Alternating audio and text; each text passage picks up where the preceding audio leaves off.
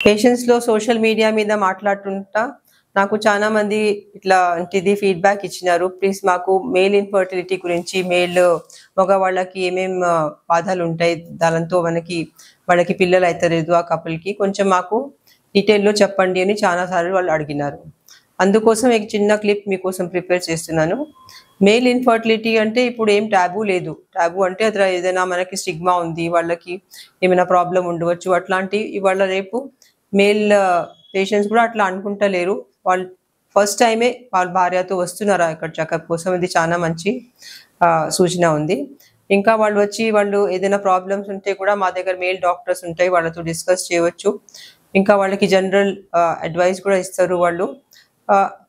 Main important diet ఉంటుంది. Diet, life style changes ఇప్పుడు కొత్తగా ఇవి సో మెనీ అది పొల్యూషన్ ఉంటుంది ఎక్కువ. ఏదైనా అగ్రికల్చర్‌లో వర్క్ చేస్తున్నారు అంటే అక్కడ దాంట్లో పెస్టిసైడ్స్ ఉంటాయి.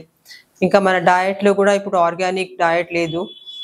దాంట్లో కూడా చాలా అశుద్ధిలుంటాయి.